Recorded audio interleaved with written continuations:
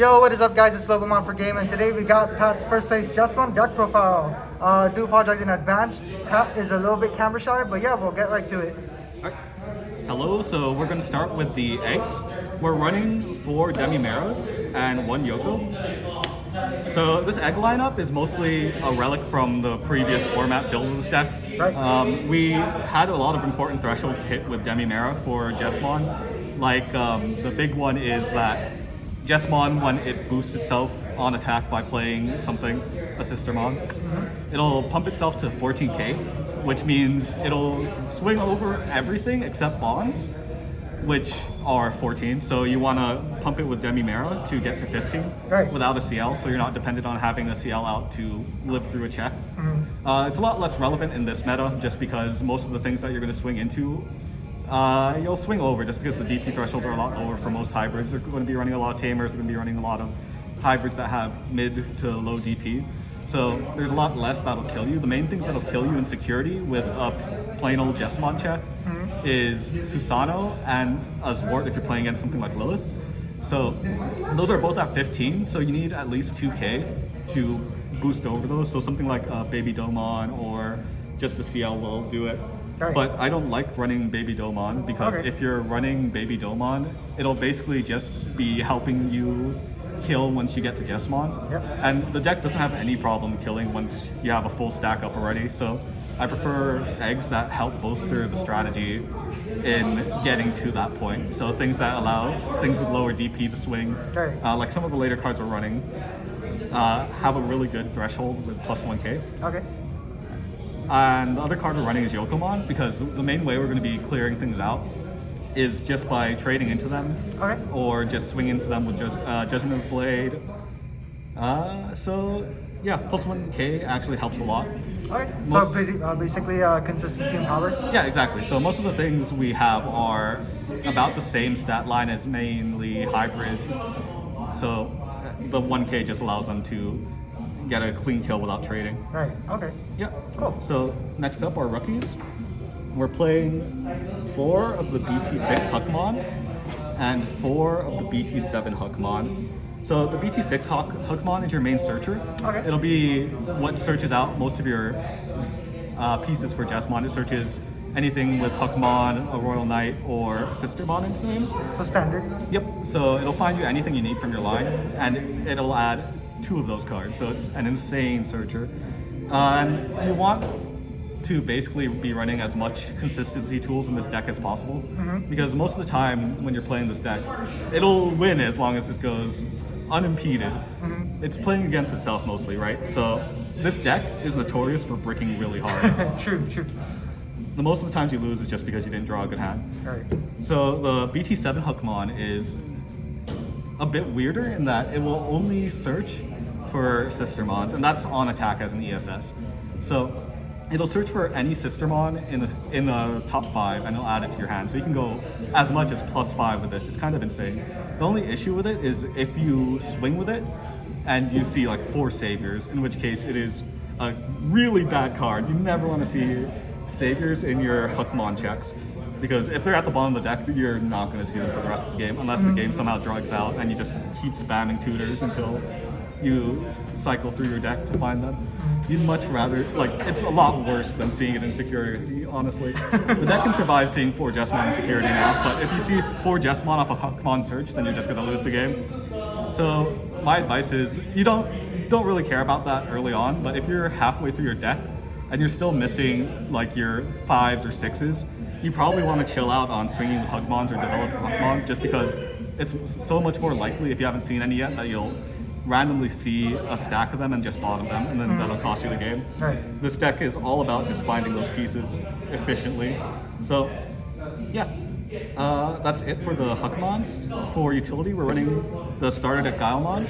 So this one is basically just going to allow you to draw whenever you kill an opponent's Digimon. More draw is always good. We're trying to unbrick ourselves, so yes, we draw. Next is the Gal Spawns. These are the cost reduction blockers. It basically stops your opponent from digivolving for a lower play cost. And basically what that does is it blocks most of the really swingy hybrid plays, such as with Green JP or with the level 5 hybrids that we got in BT7. That's true, that's true. Yep, it'll basically make it so that they play fair. Makes sense. Next up, we have the set of sistermons. We're running 4 Blanc. This is your standard cycling and defensive tool. They all have blocker as long as you have a Hookmon or Royal Knight.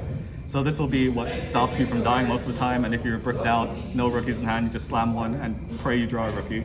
Basically, Jabu Gabu. Yes, exactly, exactly. Next up, we have 2 Blanc Awakened. So this is the new sistermon from BT7. It's useful in that it buys you a lot of time and it gives you recursion. So before, if you saw a stack of 4 Jesmon in security, which never happens, I assure you, we'll basically just lose the game because we don't have an out. We can't save them. But these on deletion will return anything from the Jesmon line or a sistermon other than itself to your hand. So if you're ever missing a piece, like you can actually play a lot more aggressively with this deck now because you can swing on your 5 stack with saviors and reliably get them back with sistermon Blancs. Oh, that's true, yeah. Other than that, the big thing about it is on play, it'll give you recovery +1 if you can put a Blanc from hand or trash under it. So this will buy you time to assemble your combo. Which is really cool, yeah. Exactly. So even with, you want to be playing it off of, it's 5 play cost, so you want to be playing it off of mostly level 5 Digivolve skill, Jesmon skill, or just if you hit a Judgment of Blade in security, you can usually just do this to basically treat it like a holy wave that spawns a body. And yeah, so that's it for the rookies. Oh, one more thing. These evolve on level 3s, so if you're really bricking hard, you can have it evolve on a Sistermon Blanc just to cycle, just to draw a card. And if you're bricking really hard, the sign of a desperate Jesmon player is notice Sistermon Blanc Awakened is also level 3, so you can still just Digivolve on this to just draw another card. So stacks on stacks. Yeah, you never want to do that though. That's only if you're very desperate. Okay, next up we're going to 4s. We're running 4 of the starter deck Greymons. They just give you +1 security. So we run $40 cards. Yeah. We only run expensive cards here. Yes. Next, we run 2 Aguni. Okay. These will secure you the game in a lot of spots where... So basically with Jesmon, a lot of the time you're going to be swinging with only +1 security because it's very hard to actually assemble a tie and a Greymon in your stack. So you usually have to get at least 1 chip in. Then you'll swing twice to give them an empty stack. So you need 1 more thing to end the game if you're going just with that route. And usually it could be Aguni if your stack has tie, or it'll just be the Blitz Omni. Okay. So your goal is basically to assemble the combo, but on the way to that, you want to reduce how much pieces you need for the combo. Because if you get them to say like 2 security, then game ends with only +1 security attack. You don't need to find a last finisher and things like that. And then we run 4 of the Bao Hookmons. This is an important 4 in that it's a 4 that's actually searchable off of your Hookmon. So that's one of the main reasons we're running it, because we just want to consistently be able to climb up, and this one gives us targets at 4. Another really huge thing in this meta is this has an on-deletion effect, or an attacking effect that deletes a Digimon with 5k DP or less. This actually hits a lot of the level 4 hybrids, as well as, most importantly, Bokomon, because Bokomon is an insane card in that if your opponent has a Bokomon, you can't really do much to play the game, because if you ever pass them 3, they can, like if they only have a Bokomon on board and you pass them 3, they can go straight into an ultimate, no problem. If they're playing green, they can even go to a Mega without any issue if they just have a Bokomon on board. Disrespect. Yeah. So we're running a lot of ways to kill Bokomon. We can't let a Bokomon stick, especially if they were, like that's on an empty board. If they already have a tamer developed and they have a Bokomon out and it lives, they can get insane value. You won't lose the game on the spot, but it'll make the game a lot harder to win. The last 4s we're running are 2 Sistermon CLs. Ignore that, that's some more. We style here. But yeah, so all these do is they, on play, give you 1 memory, and they'll increase the power of your Hookmon and Royal Knights by 2k. These are the same card, just different arts. But yeah, these will get your Jesmon over most DP thresholds. If you're swinging with a Jesmon and a CL out, you're basically not dying to anything other than the security stack buffed by Zoe or the yellow level 4 hybrid. So you want to see these fairly often. Part of me wants to bump them up to 3 just because we're not seeing it too often. And it's kind of important to get that plus 2k, especially with the eggs we're running. Right. But the issue with that is the sistermons are very bricky, so you don't want to run too many of them.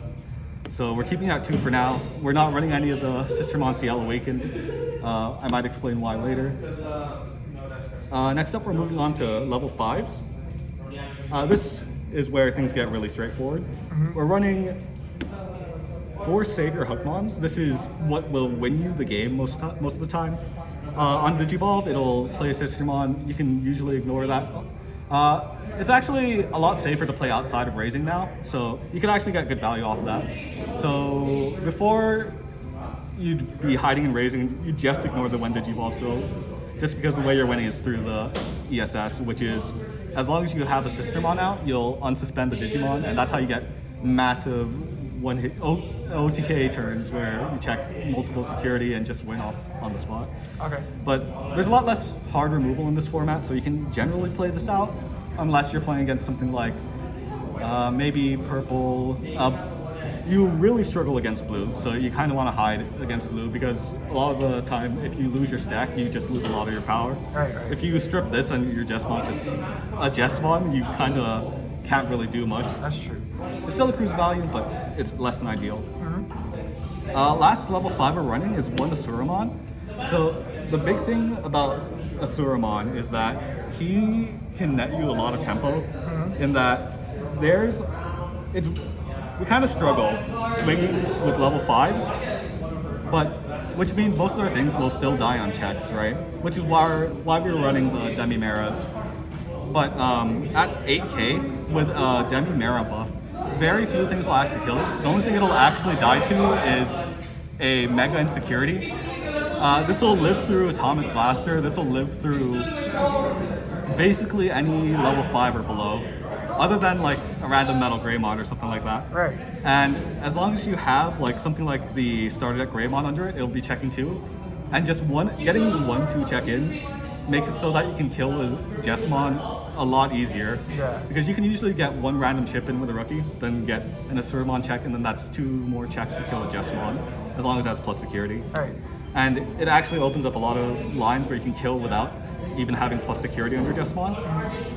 So I like running them. Okay, so really quick, I know we are running pre-ban list. Yeah, we're currently pre the April ban list. So right now, Savior Hookmon is still at 4.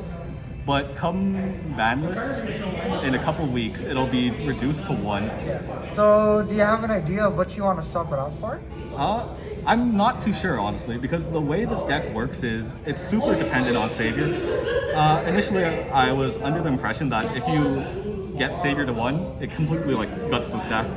It's struggling to kill so much. So Asuramon's nice because even without Savior, you can win a lot of times with just Asuramon. That's true. Like, you can go up to Jesmon and just, with 1 swing, as long as you're getting value playing Sistermons out, all of the time you're going to be spamming the board and it'll feel good. Right. But once we lose Savior, the 5s you can consider running is, the standard would be Volt. It'll just give you 1 big check instead of multiple small ones. You can go up more Asuras, but I feel like that's kind of unnecessary.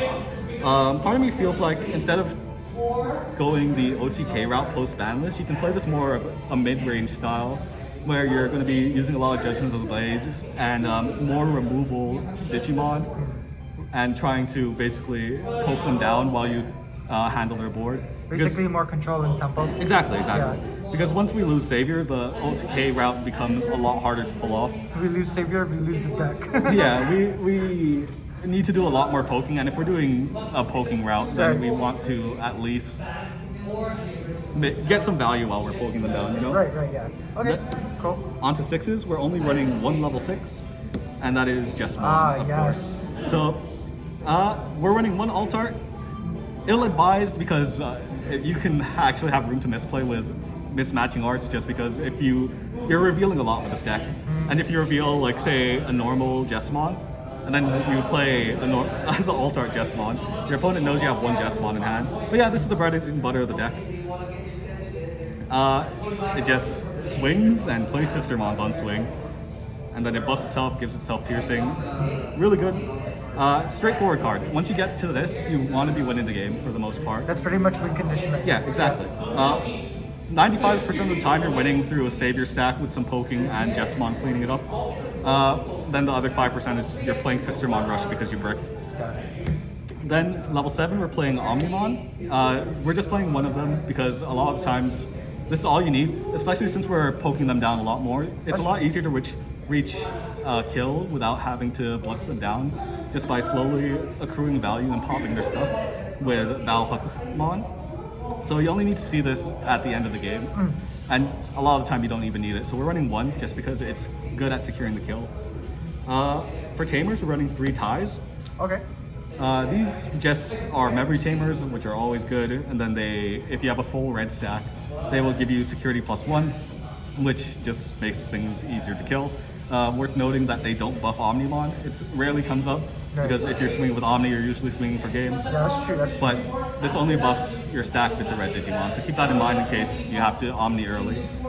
A lot of the time, you want to open these or play them off security because I found that even if you're running 3, a lot of the time you're going to be ending up bottom decking them if they're not in your starting hand just because of how much you're searching. Right. And nothing really actually searches for them. For options, we're running 2 Judgment of the Blade. This is our go-to removal spell, basically. It allows our Hukmons and Royal Knights to swing into unsuspended Digimon, which just allows us to control the board, because a lot of the utility Digimon in this set are pretty good. Pokemon, mostly Pokemon. We're killing Pokemon at all costs, so with this, you can just... a lot of times I just one-cost Judgment, swing into a Pokemon, trade, which is why I want to run Yokomons, because we can do that and swing with a Hukmon and live through killing a Pokemon, which kind of forces them to either kill the Hukmon or just give us one extra body to swing with next turn, so we can kill easier. Other than that, this is just here to kill anything that raises a potential threat. So most saviors, or most Hukmons can kill as long as they get a small boost, Right. which is why Yokomons are good. This is the sole reason we want to run Yokomon. And if we're running 4 Yokomon, there's some consideration to bump this up to 3. Next up, we're running 2 of the red memory boosts. Very nice. So what these do is they're mostly here to search, because, like I said, these are here just to make our deck more consistent. These are actually the only things in the deck that can search the starter deck Greymon. So it helps a lot with setting up the plus security 1 stacks, because the starter deck Greymons are kind of essential to most kills, because you're usually ending up bottom decking tie, like I said. So these are able to search the starter deck Greymons, tie is unsearchable, so we run 2 of these, mostly for that reason. And if we don't have a tie out, we can pop this when we're at 1 and go straight into a Jesmon line. So it's good security. In terms of memory gain, we're also running 1 Grab Crush. This opens up a lot of kill lines early. With Grab Crush and CL in hand, you can go from level 4 into a Savior, into a Jesmon, and start swinging really early. It catches a lot of people off guard, so it gives us a lot of room to extend. And it also gives us memory to play any options, because we're usually ending up set to 3 if we're going into Jesmon through either red memory boost or tie. So Grab Crush will allow us to play any other options like Judgment or the next option, Delicate Plan. So Delicate Plan, all it does is it prevents you from activating the security effective options you check in security. It's a lot less relevant in this meta because there's no security control. There's some BL stars and there's a bunch of random options you can check in security, but they're not as big blowouts as opposed to when security control was really prominent, because they automatically wipe your stack. But this auto wins against decks that rely on security. So we're running 1 because we don't really see it too often, but it's still really nice to see it just to ensure a win. Next up, we're running Atomic Blaster as our removal. There's a lot of things in this format that are fairly low DP, so you can often 2 for 1 with this. such as Pokemon. Pokemon is 2K, so you can usually end up killing a random level 4 hybrid plus a Pokemon with this. Or basically most hybrids that check it in security will die. Nice board wipe. If we're running into more big stuff, like if you're in a very beat down meta, you could consider swapping this with a Gaia Force. I prefer Atomic Blaster right now, but versus decks that rely on one big beater, such as Jesmon, you probably want Gaia Force instead. So it's a meta call. So this deck is basically Pokemon beatdown? Yeah, exactly. we play this deck to kill Pokemons. Something else noting, the matchup versus blue is very bad because of that reason. Just because we are teched out against a lot of hybrids, but because of Pokemon. But blue, there's not much we can do. If you check into a Tommy in blue, you kind of lose because your stack gets wiped. And if you ever hit a Tommy, you lose all your security attack. Tai no longer buffs you, it'll hit up to the Greymon. Okay. So you're just swinging with naked Jesmon at that point. So, yeah. That's pretty much it. Yeah, that's basically it. Thank you so much, Pat. Really appreciate it. Congrats again on getting first from last locals. But yeah, we're looking forward to more of whatever decks you're going to be playing next after post ban list. Thank you. But Pleasure yeah. playing. Thanks, Pat. Thanks.